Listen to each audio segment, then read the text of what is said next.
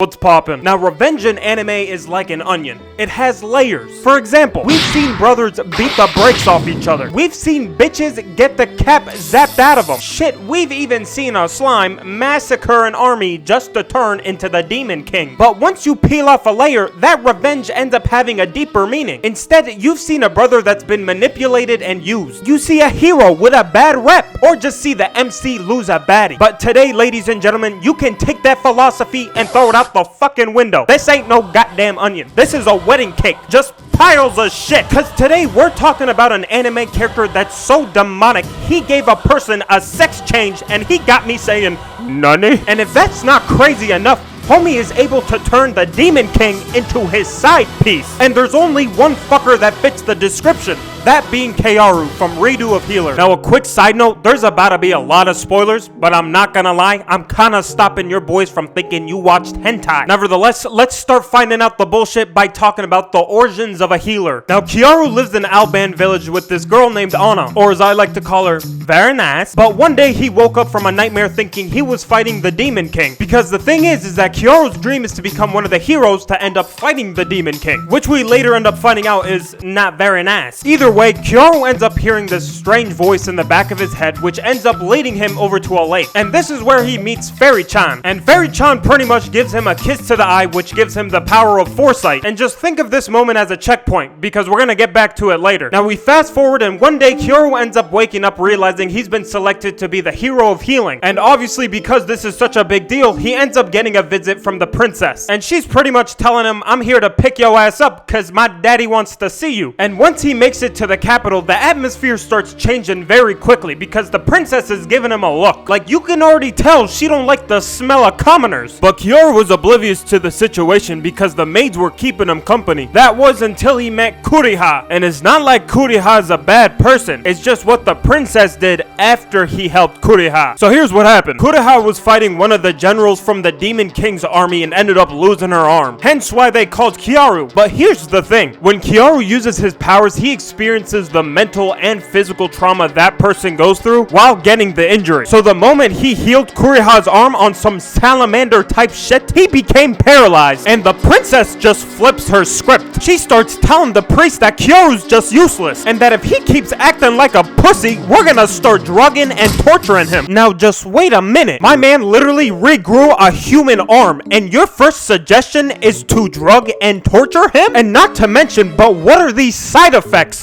Imagine he had to resurrect a human potato. If not worse, somebody's schmeat got cut off. You telling me he has to feel that shit? For the bullshit board, I'm just gonna add power side effects. But there's more to come in this next section, so let's just start talking about the new life of a healer. Now, after regaining consciousness, Keyaru no longer wanted the job. Cause obviously after learning about the side effects, he doesn't want to go around healing people no more. But the priest and the princess came up with a convenient idea. And they pretty much told him that you're stuck with the job, so instead, I'm gonna give you drugs to minimize the side effects. But Keyaru didn't know what he was smoking, and he ended up in a dungeon. And from here on out, Keyaru ended up having a routine where he visited the train station with the maids and guards. Plus, he was foaming from the mouth every single time he healed somebody, and that resulted in him being so down bad, he became addicted to the drug. I mean, the princess never saw him as human, but she is deadass treating him like a dog. Bitch really said, "Woof if you want the perkies." And this was happening for years. Like, what the fuck do I even put on the bullshit board? There's dehumanization, manipulation, brainwashing, sexual harassment, like the list goes on. Honestly, I'ma just put down L life. Like, my man isn't even in the trenches, he became the trenches. But after a few years of torture, we end up getting a time skip and finally see the hero party fighting the Demon King. And they are getting absolutely bodied. And the sword hero starts screaming at Keyaru saying, "Why aren't you healing nobody?" But obviously Keyaru was thinking, why the fuck would I do that? And my man starts running straight to the Demon King, full-on masochist at this point, and somehow manages to beat her, which results in him getting the Philosopher's Stone. And this turned out to be the thing that the princess wanted all along, because her entire goal throughout this series was for world domination. Like, princess, I'm sorry, but you couldn't be any more trash. Either way, Keyaru used the Philosopher's Stone to heal the world, which caused him and everybody else to go back in time. So now we've pretty much regressed all the way to the start of the video. And because he went back in time, he's going through the same motions. He's having the dream of fighting the Demon King. He hears voices in his head again and starts walking to the lake. And once again, he starts meeting Fairy-chan. But this time when he gets a kiss to the eye, he gets all his memories back before the regression. And this man is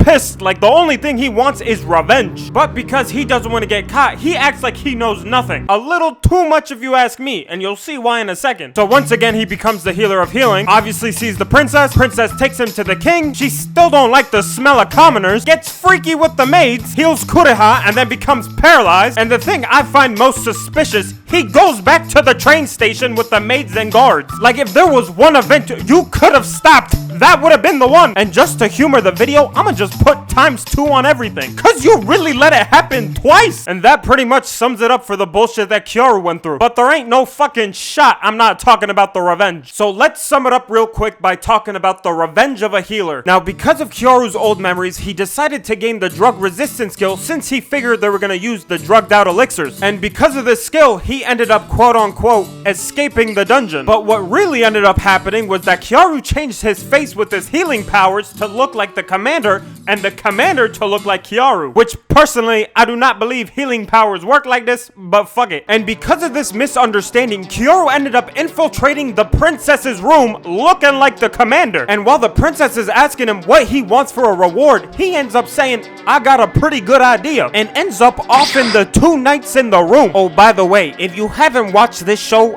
you about to hear a lot of crazy shit. Now at this point, the princess is freaking out, and she starts saying, I'll give you a reward, that we were just messing around, we friends. And Keyaru's just like, oh yeah, for sure, princess, dab me up real quick, and ends up breaking her finger. Now while she's screaming in agony, Keyaru ends up proposing a game, and this is how the game works. I'm gonna start breaking all your fingers, but if you don't make a sound, I'ma let you go. And the princess pretty much took it like a champ and said, I bet. The only problem was that Keyaru is the healer of healing. So after all 10 of her fingers broke, he healed them again and started breaking them again. I'm catching a loophole in this game. Now, since Keyaru figured that there weren't gonna be any winners to the game, he decided to switch it up. And he starts asking the princess about her preferences. And you can tell it's not looking too hot for the princess because he's dipping a metal rod in fire. And he pulls out the rod and faces the princess and says, now princess, do you prefer this hot metal rod, or are you all organic, if you catch my drift? And I think we all know what happens after that. And just to top it all off, my man decided to change her face and alter all her memories. Next up, we have the commander from the Knight's Guard, and this one is just psychotic. Now, the commander wanted his own revenge in capturing Keyaru for 1, changing his face, and 2, just because he doesn't like Keyaru. But here's the thing, the commander ended up telling Keyaru that he went to his hometown, and my man ended up taking out all his frustration on Anna, and this turned very sour for the commander. To be more specific,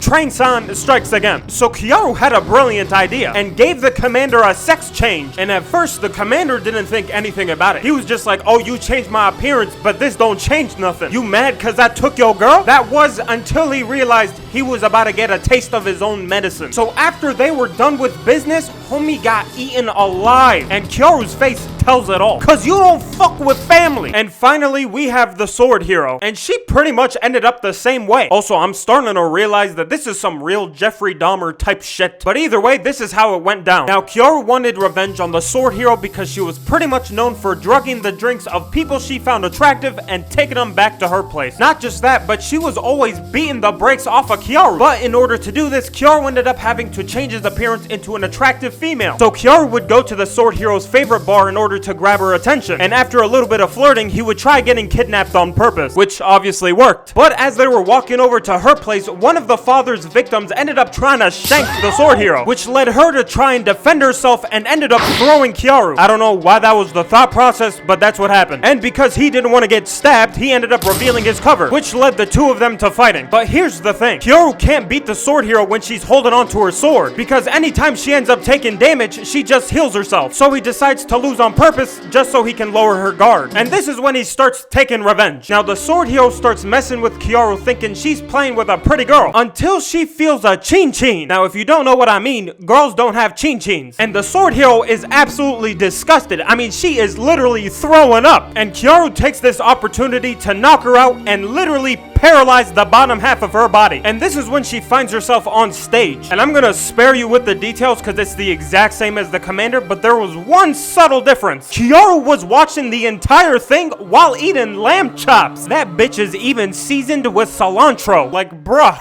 What? And yeah, that's about it. Well, I hope you guys did enjoy this video. I have no idea how this anime got the green light, but nevertheless, if you guys do want another bullshittery video, get this to 20k likes. And what was up with all the trains? Like, god damn, chill.